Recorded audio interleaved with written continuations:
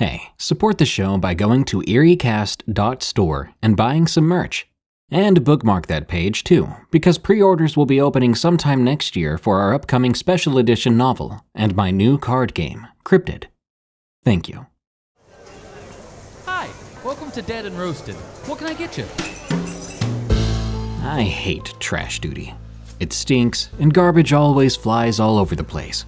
But if we don't feed the trash god in the dumpster, he'll come out again, and good lord, we don't want that. Hey, welcome back to the break room. I hope you're ready for some new allegedly true scary work stories. I've got tales this week about peekaboo ghosts and psycho escapees. Grab us a coffee and sit back. These are tales from the break room. The Kid and the Nurse, from Pandamarine. I was talking with my colleagues and friends about paranormal activities during my night shift back when I was an intern. A certain story creeped me out. This happened in a 4 or 5 story hospital. I can't remember exactly because I only worked at the ground level. During midnight, there was one nurse going down the levels via the ramp, which we used for those rolling beds.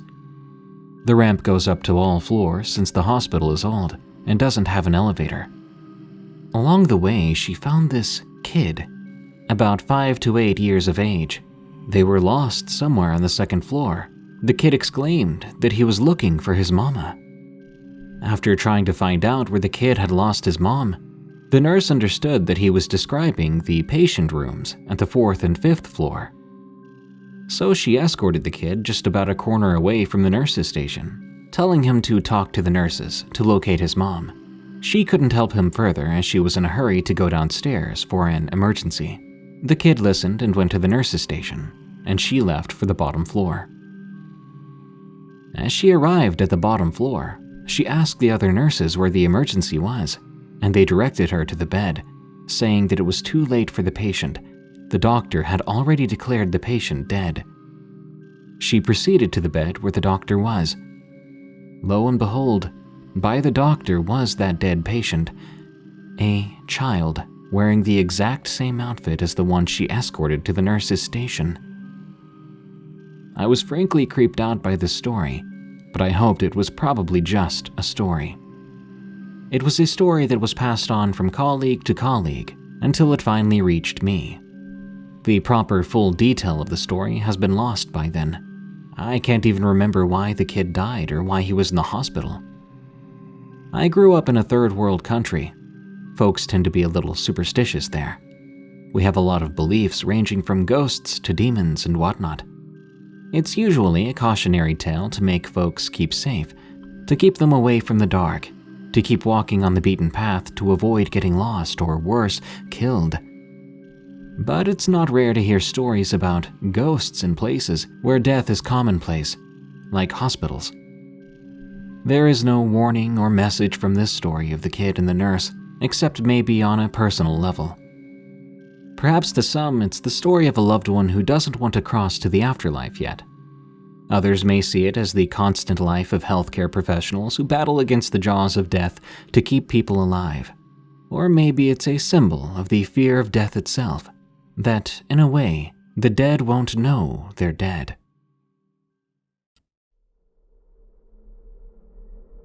Warning: the following story contains mentions of assault. Stalker in the Woods, from Vladimir. The property I work at has a decent number of trees along the back. Some might even call it a mini forest. Within those woods are numerous animals, from deer to coyote. I've even seen foxes, bats, turkeys, and vultures.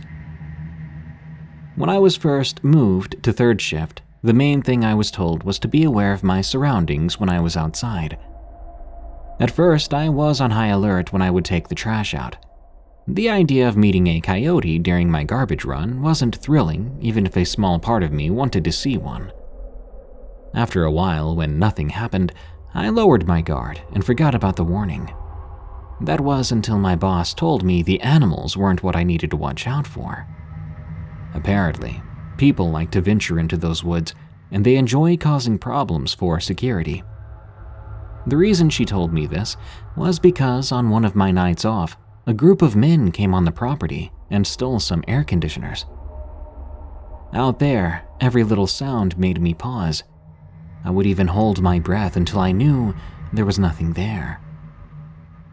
As time went on and nothing happened, the warning erased itself from my mind.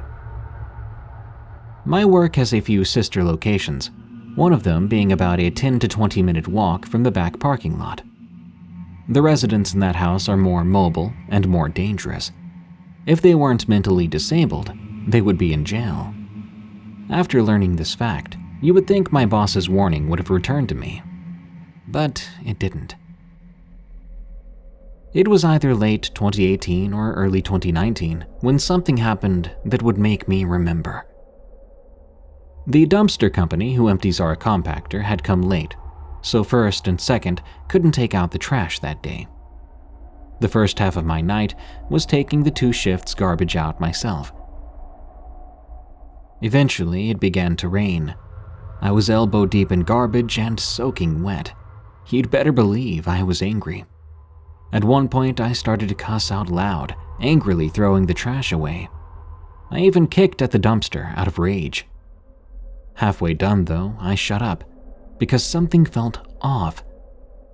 I had that feeling of eyes staring into my back, and it made me tense up. Had security caught me making a scene? I turned around, but I discovered I was alone. I couldn't figure out why I felt like someone was watching me. Ignoring it, I went back to tossing bags into the compactor, then went back inside.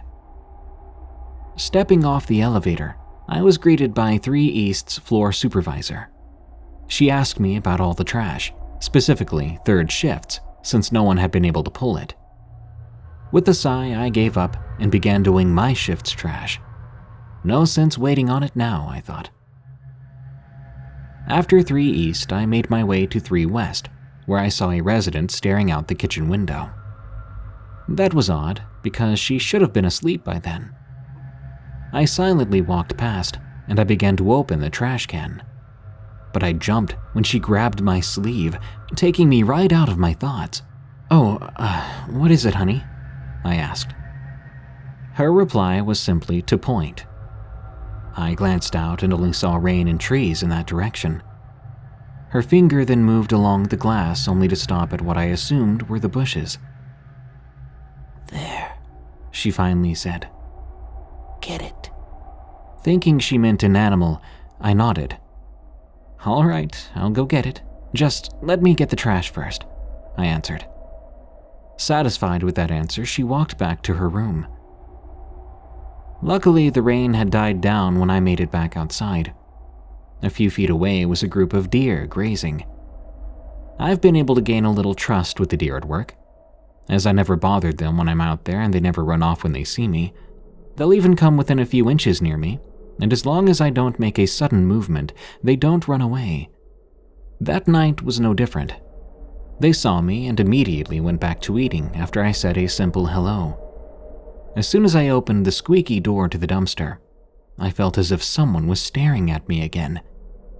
Convincing myself it was one of the deer, I started to toss the trash inside. I then carefully closed the blue bin we used to escort garbage outside so as to not scare the deer. Then I scanned the area, but I couldn't shake that feeling that someone was watching me. Please just be deer, I thought to myself. At some point they had moved closer to me, but none of them were looking at me. All of their eyes were locked on the woods. Their bodies appeared positioned to run if needed. I immediately became nauseous. Was it coyotes? The deer would have run by now if it was coyotes, right? The sound of falling tree limbs breaking filled the area, which meant whatever was in there was closer than I hoped. At that point, the deer scattered, which meant it was time for me to go back inside. As I quickly pushed the blue bin, I heard the rustling of trees and bushes as if something was running. My power walk turned into a run. I got back inside and nervously waited for the door to shut, making sure it was locked. Suddenly, a message came over the intercom. "The building is on lockdown. No one is allowed in or out. I repeat, we are on lockdown until further notice." Lucky me, I didn't have to finish the trash that night. I wasn't 100% sure what the lockdown was for, though. I told security about what happened when I was outside, just in case it helped. Turns out, that was related to what had happened. At 7 a.m., I found out the full story. I found out how lucky I had been. One of the residents from the sister location, 20 minutes away, had escaped. He was one of the dangerous ones. He loved fighting and usually wouldn't stop until you weren't moving anymore. He also loved to physically assault people, if you catch my drift. It didn't matter what gender you were. If he got the urge, he'd force you down. And his favorite victims were people he thought were showing off, and to him that was people who cussed, threw tantrums, or beat up objects out of rage. Exactly what I'd been doing out there when he was lurking about in the woods. What if? From Jason R. I've shared one of my more memorable moments during my time as a detention deputy here already. At that time, I thought hearing an ethereal voice in the middle of an empty building would be the scariest moment of my life. But that fear came in the moment. As it would turn out, there's something even more frightening. A fear that comes half a month after something has happened. Something that seemed at the time to be pretty innocuous. As innocuous something could be in that profession. I'd been with the sheriff's office for a couple of years, and I was a wreck. I hated waking up and getting dressed for work. I spent 12 hours waiting in agony for the vestibule door to open and for my relief to walk in. When I got off work, I needed something to make the heck I sat through somehow seem worth it. In my case, this something was shiny, plastic, and expensive. I loved collectibles. I couldn't get enough of them. I loved them to the point of sheer stupidity. And as it would turn out, I loved them to the point that I pointlessly, unknowingly put my life in jeopardy. Worse still, I put the life of the person I love most in the world in jeopardy as well. Here's where things get crazy. I mean, stupid. I'd actually work overtime so I could buy pricier junk. Normally, this overtime was just a few extra hours. But still, considering how much I hated the place, it was stupid. It was a vicious cycle. Hate my work, buy something worthless to make it seem worth it, hate work even more. But that junk never filled the hole. I always needed pricier junk, so I worked even more. A vicious, idiotic circle.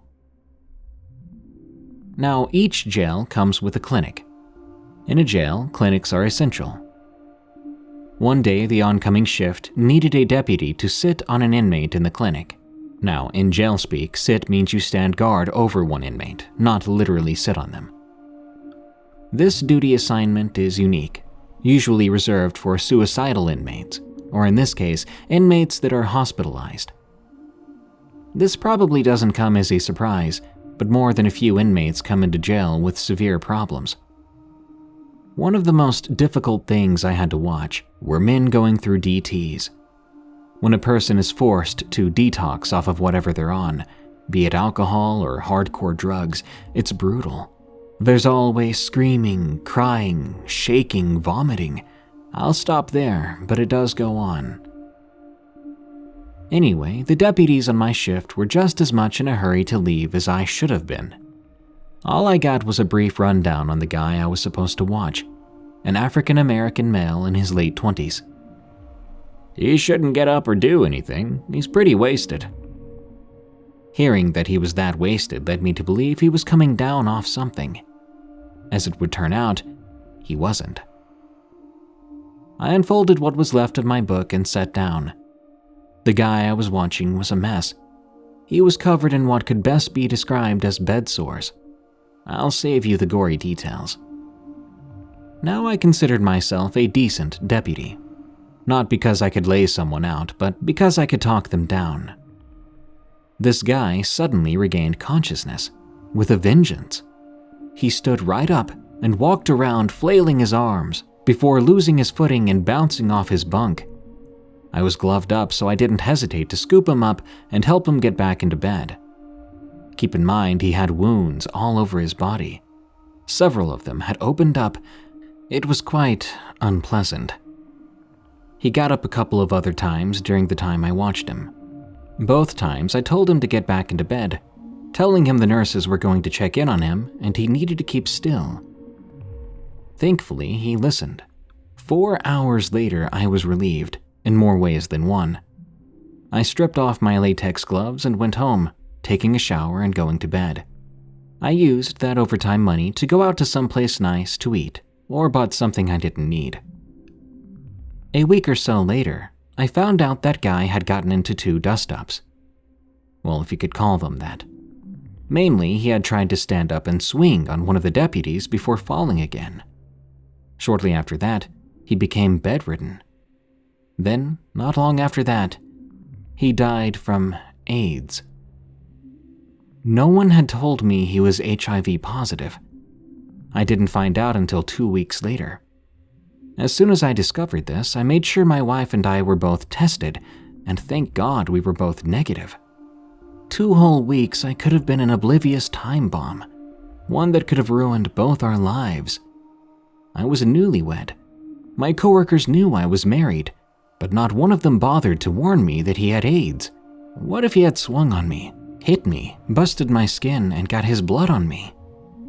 My stupidity and the negligence of my coworkers could have caused my wife and I to contract a deadly disease.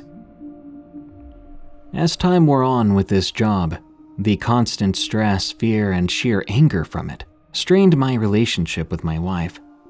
She would later tell me that it had gotten so bad, she felt we were either going to get a divorce or I was going to wind up dead. So I made the best decision I could. I moved on, I went to college, and I never looked back. Not until later, that is. Whenever I think of my time behind those walls, a cold chill goes up my spine. When I think about all the what-ifs and look over at my beautiful wife, it terrifies me to this very day. I have trouble sleeping. I have since around 2001, and I'll probably have trouble sleeping for the rest of my life. So why tell you all this? Because there are things far more terrifying than some otherworldly paranormal monster hiding behind the corners of an abandoned building. One such terror is that of a sick man getting treated in a hospital, lying right in front of you in a brightly lit room. Rona Ghost, from Damien Y. When Corona hit the US back in late 2019, I was working at a small hospital in a rural central Minnesota town. I worked the night shift, 10:30 p.m. to 7 a.m. I was a phlebotomist at the hospital. I've worked in the healthcare field in various capacities and held various titles the last 25 years.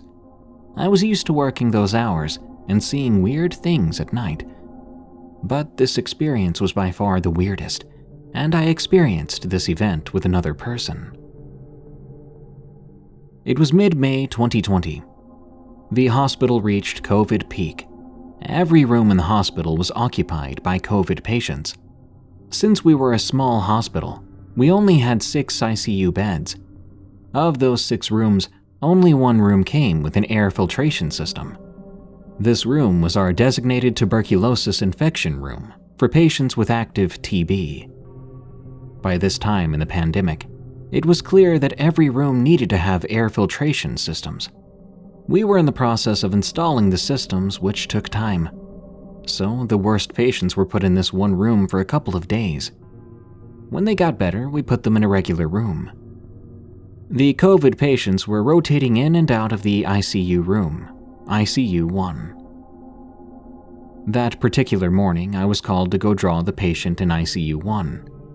Normally, we have a morning round, which started at 5:30, but the charge nurse wanted results for this patient before 5 a.m. She was making arrangements with an outside hospital for a possible transfer. After gowning up, I entered ICU 1. The room was larger than the other rooms on that floor because of its TB designation. And because of COVID, every furniture item in the room had been removed. The only things in the room were the patient in his bed, the 2 IV poles, a stainless steel hospital tray, and one of those PVC pipe chairs that the patient could sit on over a toilet. I turned on all the lights in the room. The curtain that normally covered the double sliding doors was pushed to one side.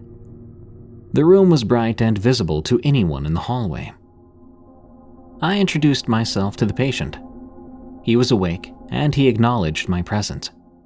He was already in a sitting position on his bed, so I didn't have to incline his head. I went ahead and pulled his bed up to my waist so I didn't have to bend down. This patient was an overweight man in his 60s. He wore an oxygen mask. The sound of the hissing oxygen was the background noise in the room. The air filtration system also made a low humming, continuous sound in the room too. Now, because he was a big man, it was difficult to find a vein in his left arm. In his right arm, he had 2 IV lines with running medication and fluids, so that arm was not suitable for a blood draw. So I continued to search for a vein in his left arm. The whole time, he watched me. We made eye contact a couple of times. I calmly told him what I was doing. Then, suddenly, the patient looked away towards the foot of his bed, as if a person had entered the room, taking his attention away from mine. I turned to look as well. A figure was standing there. I got the sense it was a female.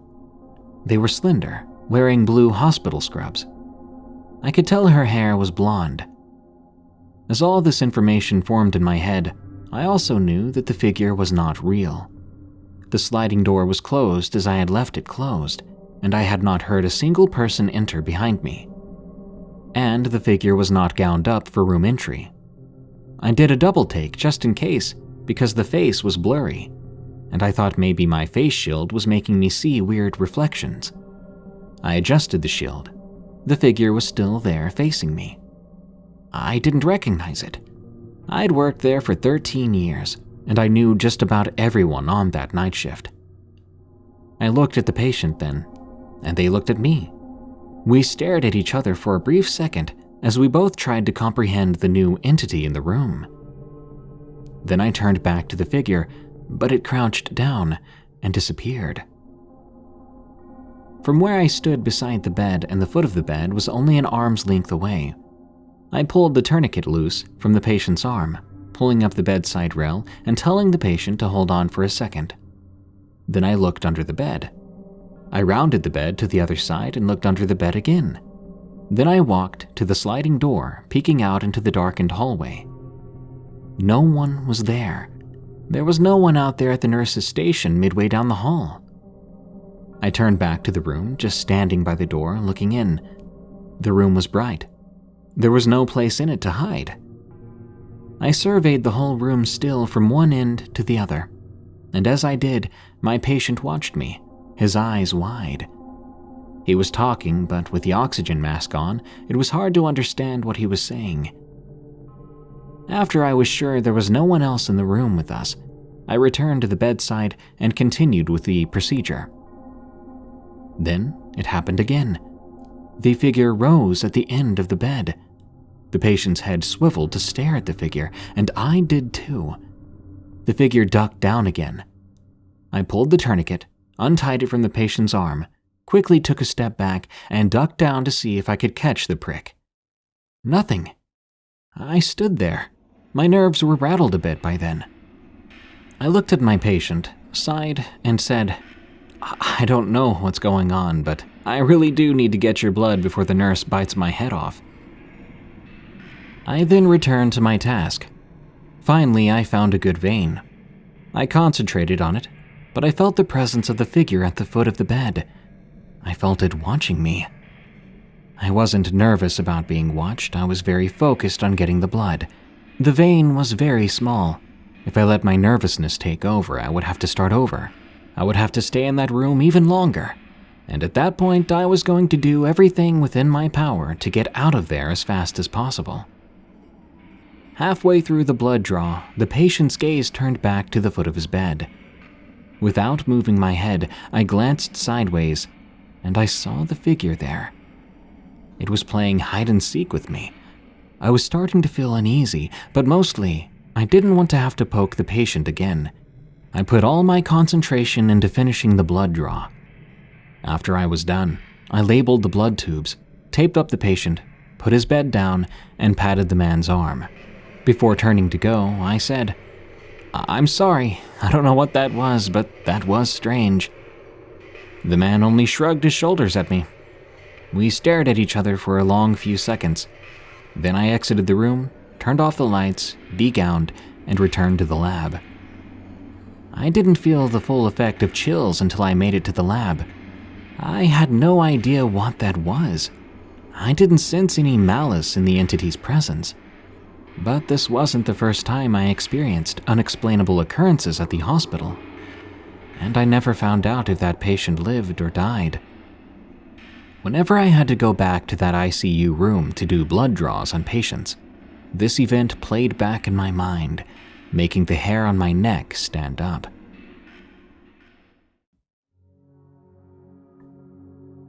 My Compilation of Odd Experiences from Amidalari. I am a female doctor in the spectrum, and as of now, I have worked in different places, both hospitals and clinics. And let me tell you something, there are tons of creepy sightings, either by workers, patients, or their families. Allow me to share some with you. The following few stories all happened at a hospital that I worked at. One night I was working on the computer at the doctor's lounge, making some follow-up notes on my patients. My coworkers were there as well. We were all cheerfully chatting and joking when a nurse came into the room and said, "I think the patient in bed 369 is having a heart attack. Can someone go check?" As I hadn't finished my work yet, my friends told me to stay, check the record, and they would call if they needed me. So I did that. They left the room and I immediately checked on the system to see what kind of patient we were dealing with. To my surprise, there was no one listed under bed 369. I must have misheard that bed number, I thought. So I sent a text to our group chat. Multiple people answered, 369. Weird, I thought. A few minutes passed and I didn't hear from them again. Suddenly, my phone buzzed with a text. Someone else was asking for clarification on the bed number. I was puzzled. I texted back that it was 369. We'd all heard the same number, so we couldn't all be wrong, right? After some time, they came back and said there wasn't anyone in that bed. Someone even checked with the nurse station. They said there wasn't any patient in that bed since the day before, and at the moment, there was no patient in need of a doctor. When my friend described the nurse who called for assistance, the nurses at the station were all confused. There was no nurse employed here that matched that description. We were all perplexed and a bit annoyed because it was probably just a prank. But we never did figure it out for sure. Probably just a joke. I always had good luck, so my shifts would always be nice and quiet. On one night in particular, I was incredibly bored, so I went to the nurses' station to find someone to chat with. There, I found some nurses who were also bored as they finished their work, so I asked them about their scary experiences around the hospital. They all looked at each other and they say, "Yeah," in unison. "Do you really want to know?" one of them asked. "Of course," I responded back, eagerly. They all laughed at me. One of them said, "Okay, Doc, I've got one for you. During my first week working in here, my mentor told me this story to scare me. I thought she was trying to get me to quit, but she had a serious face while telling me." She continued to explain. Back in the 1950s, there was an inpatient at this very hospital named Jane. She fell extremely ill out of nowhere. Doctors could not understand what was going on. Several tests were conducted. Some empiric treatments were given. But there was no improvement to her condition. As the days went by, the woman kept getting worse and worse, but at the same time, Things began to happen on the floor her room was on, the 3rd floor. The lights would go off at random times, then go back on. At some point, the other patients began to say they heard screams in the halls, but when the nurses would go and check, there would be no one to be found. No source to the screams. Later on, Jane stopped eating too. Her health worsened, but also the things got worse too. The patients around her would complain about screams, but now, somehow it all came from within Jane. People reported hearing 3 or 5 different voices coming from her throat. She would move and her bones would crack, making terrible noises. Her body would contort into awkward and unnatural positions. She would vomit blood and cry out loud for God to help her. But she never did receive the right help. Apparently, medicine and science couldn't help her. Her family asked for a priest to ask God to help her soul, either to save her or to end her pain. When the priest arrived, all the lights went out and horrible screaming would burst from within her, guttural, horrible screams. She said, Leave now. I can't take it. It doesn't want you here." She would squirm violently with pain. At some point, the priest got up and left, arguing that his presence there was not helping her condition. She needed special help, so he would ask his superiors for the authorization to perform an exorcism. Sadly, she didn't hang on that long. She died from organ failure due to chronic bleeding. At least, that was what the report said, but the nurses back then said her body just wouldn't hold what was in her. When the nurse finished that story, I was astounded. I lightheartedly said, "Let me guess, she was in the West Wing." "How do you know?" she asked. "Just a guess. That side of the hospital always gives me the creeps," I responded, remembering the thing about bed 369. "Well, you're right. She was in bed 360 or something along those lines." I didn't have time to properly think about what she said when another nurse added, "My turn to scare the doctor." And so she began her story. "I worked in the ER for a long time when I was younger, but my feet can't handle that anymore. I appreciate the calmness around here." She stopped herself. As context, at the hospital, it's pretty much forbidden to say calm when describing a shift because things can get pretty hectic out of nowhere. Everyone just stared daggers at her. "Anyway," she continued, "something that I'm pretty certain that did happen and probably still does in this hospital are the rounds from the nurse in black. I personally never saw her, but a lot of patients would tell me about her. They described her as always wearing her uniform, one exactly like ours, but all black. They would say that she was as beautiful as an angel, tall and slim, with perfect skin, green eyes, and long dark hair. She would sometimes appear walking from a door, checking on the patients inside, and she'd even talk to them. She would try to calm them, saying a little prayer, or simply uttering a few nice words. This wasn't a one-time occurrence. Multiple patients reported seeing her, and they would mention her with great fondness. Even our isolated patients sometimes mentioned seeing her. The thing is, there wasn't anyone that worked here that looked like that, and there is no black uniform allowed here. But the scary part is, the patients that prayed with her would die a few days after. Not from awfully scary things, but some of them were okay one day and the next their condition would worsen. As I said, I never saw her myself, but a coworker of mine swears he did.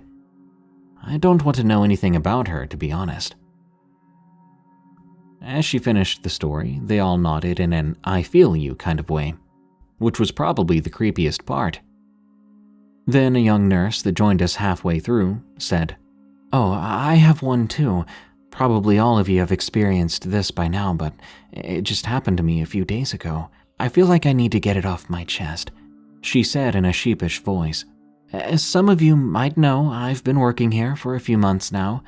I've been stationed at the hematology department in the pediatric wing, and since I'm the newbie, I only get night shifts, so it's been crazy.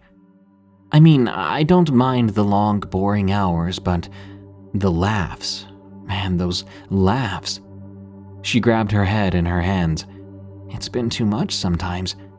I hate scary movies because I'm so jumpy, so this sometimes feels like a bad joke from the universe.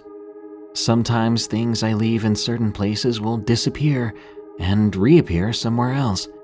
Then I hear sounds, kids laughing at hours they shouldn't be playing, balls bouncing without anyone being around, the playground area moving on its own.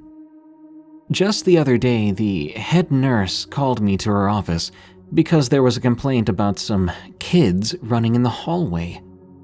When I told her I only had one kid admitted, whom I knew was sleeping with his mom at the time, she only told me to keep them quiet, then proceeded to send me on my way. What was I supposed to do? Ground a ghost kid for eternity? I'm ashamed to say I'm scared of my job. I mean, I love kids and all that, but not those kinds of kids. The nurses around her reassured her, and just like that, we finished our little storytelling session. By then, we had rounds to do. The days passed on, everything seemed normal, seeing normal patients, except for the woman who tried to hit me, saying we weren't even trying to fix her father, but she didn't understand that what we were doing was the proper treatment, and he was nearly ready to be discharged. But oh well. One night during my rounds, I asked one of my patients how she was feeling. She broke her hip, and due to her age and numerous illnesses, she wasn't a candidate for surgical repair of the damage. She said she was okay, but she was sick of the children. Obviously, I asked her what she meant. After all, there were no kids allowed in that area. Then she told me, "The children, the kids that were making noises, loud noises. They were jumping and running around my bed, and when they saw you coming, they hid under the bed." I knew there weren't any kids, because I would have seen them on the way in. But to make her happy, I checked under her bed. But I didn't see anything. I told her the kids weren't in here anymore. And that made her happy, I guess. I of course checked to see if she had other symptoms of delirium, a condition in which you'd sense things that aren't there, which was common in her state. But no, she seemed mentally fine beyond that. Curiously, they did bother her again. That wasn't the only time that patients complained about the children hiding under their beds. This happened at least 4 times in different floors and different wings. A few months later, I began working at an early stimulation center, a place for kids under 5 years old to develop their potential, and where rehabilitation was given to the ones who needed it, whether they needed help with their speech, movement, or anything else. It was pretty awesome what people did in there. In fact, every assignment was amazing, except mine. I would only check on kids or their parents if they were feeling sick, which meant a few runny noses per week if anything. So I'd always wander the halls trying to be useful in some way. I learned a lot about different kinds of therapy. I would always ask the therapists if I could observe their sessions and ask questions about their experience with one thing or another. That helped me keep going for a few months, and it was the reason I didn't quit earlier. One day I was scrolling through my phone when out of nowhere I heard someone screaming. Then I saw the head therapist running through the main hall while screaming at the top of her lungs. Of course, we all ran to see what was up. She was crying hysterically, but she managed to say between sobs, "I was finishing my paperwork, my room was all empty. Then out of nowhere I hear a little kid's voice say to me, 'Can we play?' I was confused, so I checked under my desk, even though I knew no one was there. Then I heard a ball bouncing a few feet away from me, so I ran, and here I am now." We were all astonished at her story. Just a few weeks after this, I was walking to a meeting that was about to start in the conference room. I then realized I forgot my phone in my office, so I quickly went back to grab it. But just as I was about to enter my office, I heard clear as day a child's voice say, "Doctor." I paid it no mind and grabbed my phone anyways, until I realized that since all the staff was in the meeting and there was no children in the facilities at the time, I shouldn't be hearing a child's voice. So I started to check around to see where the voice came from. It sounded a lot like it came from the same room where the head therapist had gotten frightened. But the room was closed at the moment, and there was no one in there. There was a window pane in the door, so I could see inside, and the lights were all on, so it'd be obvious if someone was in there. But I didn't see a soul. At that point, I was thinking, weird. Later on, I asked the staff if there were any children for any reason in there, but I got the same answer from everyone. No. So if you ask me now, yes, a ghost talked to me, and the only thing I thought was, nope, probably not talking to me. After all, the voice said doctor. This was in Mexico, and the female term would have been doctora if referring to me, so I had assumed that they weren't talking to me. At some point in my life, I had to do some volunteering, as it was mandatory in order for me to graduate. Hence, I worked at a rural hospital as a medical resident for some time. It was an incredibly creepy place. Some rooms gave me the chills more than others, but they were all creepy, especially at night, since it had pretty bad lighting.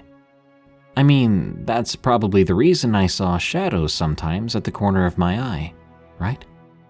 It's quite normal to see shadows of people walking, even when I know for a fact no one else is around, I hope. That's probably the reason why I didn't even flinch when one of the nurses told me she took a selfie and saw a shadow person appearing in the image behind her. It was exactly that, the complete silhouette of a person standing right next to her. As we were looking at this creepy selfie and trying to see it better, her phone just died. Its battery was drained. Then of course she realized she didn't have her charger with her, which was just bad luck.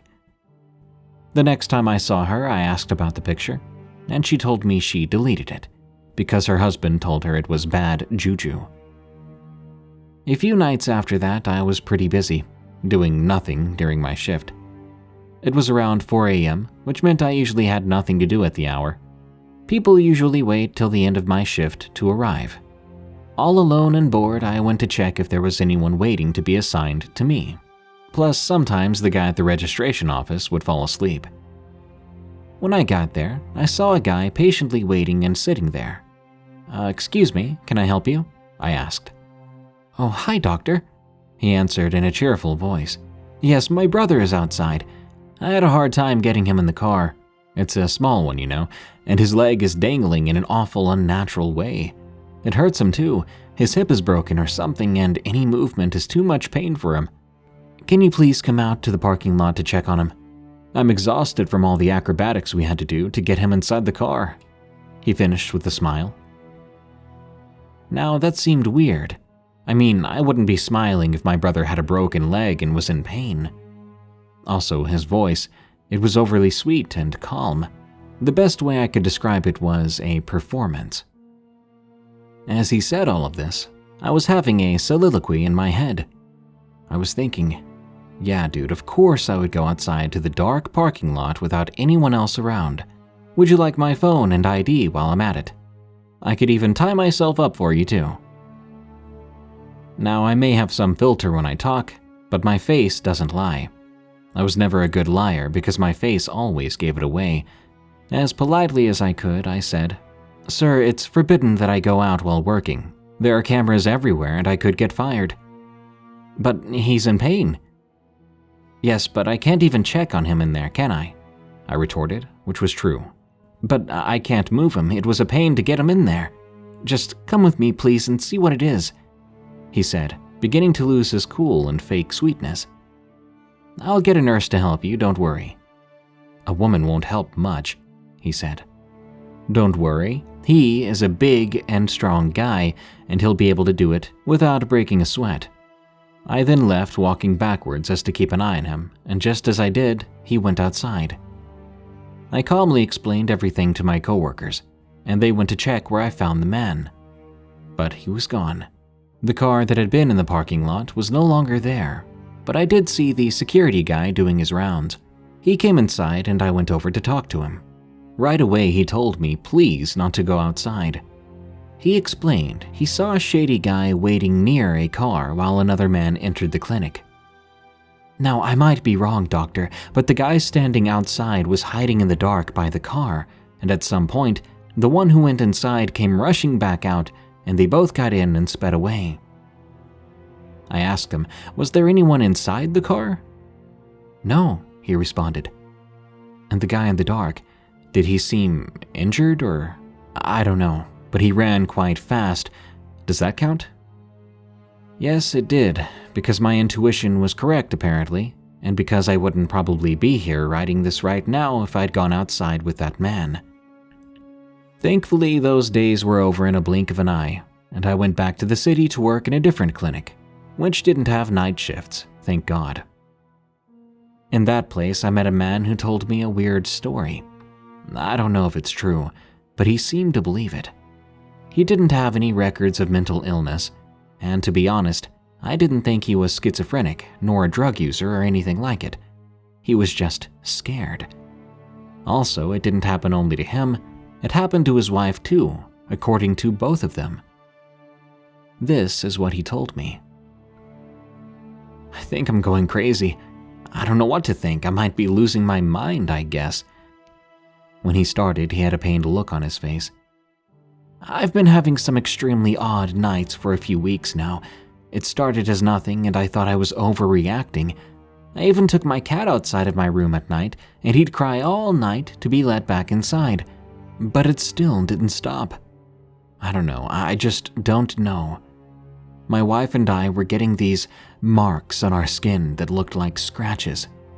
We thought it was the cat, although he never did that before. But I guess he could have started at some point, right? But when I left him outside our room for a while, it got worse. We both would get scratches all over our bodies. My wife would get them deeper and larger. I just don't know how to help her. Things get moved from one place to another too, without us noticing at first. Then the sounds. Ugh, am I going crazy? That was a hard one for sure. I still don't know what to think of it, to be honest. I guess I wasn't the right help he needed. He seemed healthy according to the psych evaluation, so I want to believe what he was saying. When I met my girlfriend Nadia, we'd hang out all the time. We were a happy young couple, but then out of nowhere, boom, COVID. So as an excuse to be able to spend some time together during the pandemic, we worked from home some days. Since she's also an MD, we organized ourselves a room at her house as our station, and we'd attend phone calls or video chats with patients to do follow-ups. If needed, we would check on them in person, or refer them to the hospital. At first, nothing weird happened at her house, probably because we were too busy in our own little world. But I always felt uneasy at her house. I'm as awkward as I can be, so at first I thought that was it. When I visit her home, even now, sometimes I feel watched, like if something was looking over my shoulder. Plus I sometimes feel this presence staring at me. It was and still is utterly creepy. I can't tell her these kinds of things because she gets super creeped out, and then she gets anxious. So to keep her sanity intact, I try to keep it all to myself. But not too long ago, Nadia asked me out of nowhere if I thought there was something at her grandma's, because that house always creeped her out. Therefore, I told her I did feel uneasy, especially towards one of the rooms. It feels kinda weird, I told her. It gives me goosebumps and I can't keep myself from staring at its closed door every once in a while. It just feels wrong. I don't know how to put it otherwise, I explained while remembering the feeling and shuddering. She stared at me for a moment, then replied, "Well, I'll tell you a story. It happened to my granny a few years back. I'm not quite sure if it's real or not, but she always looked scared when she tells this story. One night she was sleeping in her room when suddenly she felt a presence at the foot of her bed. She woke up thinking that one of her kids were there, waiting for permission to crawl into bed with her. Then she sat on the bed and tiredly rubbed her eyes. As she opened them, she saw some thing. There was what she described as a monkey-like creature with a tail that ended in a pointy arrow, and it had tiny horns. It stared at her with red glowing eyes. She yelled as loud as she could, and her eldest son came rushing up to the room. But when he came in, the thing was already gone. Ever since that day, she never slept in that room again, not once. I was speechless, trying to imagine all that. About to ask 100 different questions, then she asked me if I felt anything at her house. Since I was already hyped up on the subject, I told her how I always felt weird in the dining room, like if someone was staring at me from the living room, poking its head from the doorstep. As I told her this, her mom entered the room, and my girlfriend asked her if she felt anything supernatural in the house. Her mom told her exactly what I said, almost word for word. I think that her mom might be sensitive too. Months before this happened, my mother-in-law and I were preparing dinner, and we both heard a voice from the laundry room. It was some sort of scream. We both looked, and there was nothing. No one. We knew prior that it was empty, but we still checked anyway, and we still saw nothing. We stared at one another. Then she asked, "You heard that, right?" And I told her I did. I clearly did. On another occasion, something similar happened, but this time we heard the door opening and closing in my girlfriend's room. There was no one there again. Nadia was outside with her brother, so there was no one there to be opening and closing doors like that. So yeah, we just closed the door and kept prepping our dinner. Some time ago, I was in Nadia's room just hanging out, checking my phone. I began to hear some strange noises. It was subtle at first, so I automatically thought it was the current from the fan. No big deal. But then it grew a bit louder, so I turned my head to the place I heard it, and it stopped just as fast as it started. I still paid no mind to this, and I went back to my phone. But then I heard some weirder noise. It sounded like metal against metal, like if the USB cables from the chargers were rustling. So again, I looked up, yet I saw nothing weird. Of course, I got scared, thinking there might be some sort of uninvited guest, the kind that makes my heart pound, my skin crawl, and my blood rush, a mouse. The truth is, I'm a 5'6" baby when it comes to mice. When I told Nadia about it, it went like this. "Hey, I have to tell you something. I don't want you to get scared, but I can't keep this to myself anymore," I admitted, being as extra as I could. We joke like that all the time. She cut me off midway, saying, "I know, I didn't want to confront this nor acknowledge it, but I can't keep pretending it's not happening." I was like, dang, so she knows about it. She explained, "The other day when we were napping, I got really scared. I woke up due to some noise. It sounded like someone saying something. I don't remember if it was my name or your name it called, but I felt it in my ear, low but clear, and it tickled." When she said that, I opened my eyes like a deer in headlights. I mean, I was talking about a tiny mouse or maybe even a rat, not that. She looked at me sheepishly and scared all at once, so I told her it was probably just a nightmare. Yesterday, she was looking for something in her brother's room. She started to hear some weird noises in the room. Again, there was no one else there, nor in the house at all for that matter. Their chihuahua was soundly asleep, and there is only one bed and one closet inside that room. She told me it was super odd because it sounded like what monsters sound like in the movies, like a low and deep growl.